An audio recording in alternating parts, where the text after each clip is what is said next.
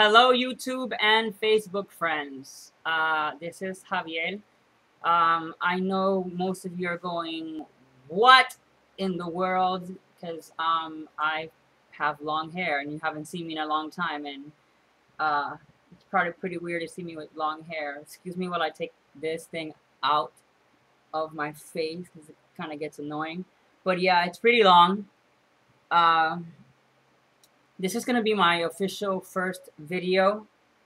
Excuse the whole back of whatever you're seeing. I'm in a room that's made of just cement. There's no paint on it because we lost our house, and our neighbor was kind enough to lend us her mom's and dad's house, which is just like 3 houses away from our house. The hurricane, I think Irene, I forgot the name of it, destroyed our house, and so we are in the process of rebuilding it. FEMA gave us some help, but we have a lot of volunteers that have donated a lot of stuff, and I just want to thank you guys for that first, for volunteering your time and volunteering materials so that we can rebuild our home. And so I'm in a room right now where it has, here, I'll show you. That right there used to be a door, and so now it's like center blocks. And this is my door to my room, which actually there's no door. But there's a roof over my head, so, and a roof over my mom and my grandmother's head, so I can't complain. You know, I'm very, very blessed because of that, and that's the whole point of this video, why I'm doing this video. And it's because about, I've got a confession to make, and then I'm going to tell you the whole purpose of the whole video.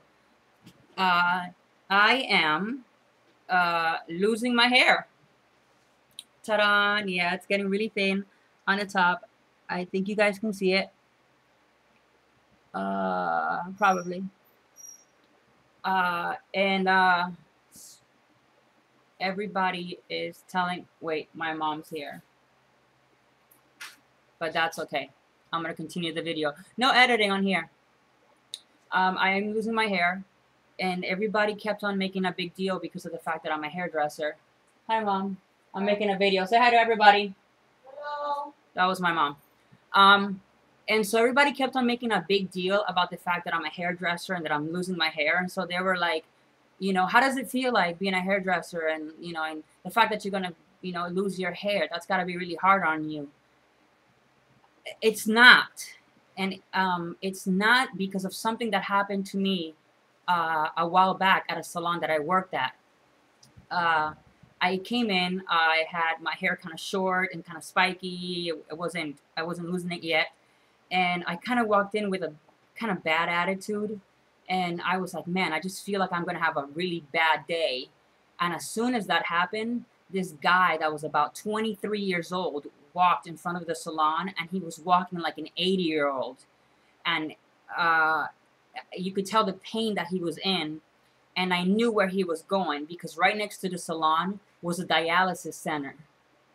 And at that moment, I just felt God say, why don't you go outside and tell him how you're having a bad day? Yeah. So that kind of slapped me right back into reality. And I thought, you know, stop complaining about the little things, you know. And I had, you know, the best day after that, you know, just simply because I changed my attitude and I stopped worrying about little things, you know. And since that day, it's kind of changed my perspective about certain things, you know. And so when people ask me, you know, you're losing your hair, how does that feel? I'm like, you know, guys, seriously, there are children and there are people right now who are losing their hair because of chemotherapy. There's a lady in my church right now who lost her hair because of chemotherapy. That same salon that I was talking about, one of the assistants, she went through chemotherapy and lost her hair, and she even had asked me to, I was the one who shaved her hair. And it was a very humbling moment when that happened, you know. She has completely recovered, and she was beautiful with or without hair, and she was a warrior through it all. And I can't say her name because I don't have her permission, but I love you, and I think you're amazing. She's in the Virgin Islands, so you know who I'm talking about. Uh, and so yeah, so it kind of put things into perspective for me. So how can I complain that I'm losing my hair because of, you know, something in from heritage, you know, whether it comes from the mom or dad or who cares, you know. It's going and there's nothing I can do about it, and it's not a big deal because there's so much worse things to worry about. And then I thought about, it just hit me of what I could do with my hair. I said, since I'm losing it, what I'm going to do is I'm going to grow it out one last time, as long as I can, which is this long for right now. Well, this is as long as I can, which is this is so long because it's just getting too thin on the top. And then I'm going to shave it off and donate it to Locks of Love. So I thought that would be a good thing to do with my last head of hair and give it to Locks of Love. So I wanted to encourage anybody who is either losing their hair or who has a great set of hair to grow your hair out at least once and then donate it to Locks of Love. That's one thing that I wanted to do to encourage you. And the second thing that I wanted to do is I wanted to talk, you know, to let those people know who may be going through chemotherapy, young children, young adults, older people. I want you to know that you guys are warriors, and you inspire us, and you help us to not worry about just pathetic things. You know, you're an inspiration, and that whether you look like this or whether you're gonna look like what I'm gonna look like in my next video, you are beautiful, especially in God's eyes, in my eyes, and in the people who are around you, who are supporting you during this difficult time. So I want you to remember that. Keep on smiling, stay strong, keep your faith up, and I just pray for healing for you. And for the rest of you, I hope that this video really inspires you. This is my first video.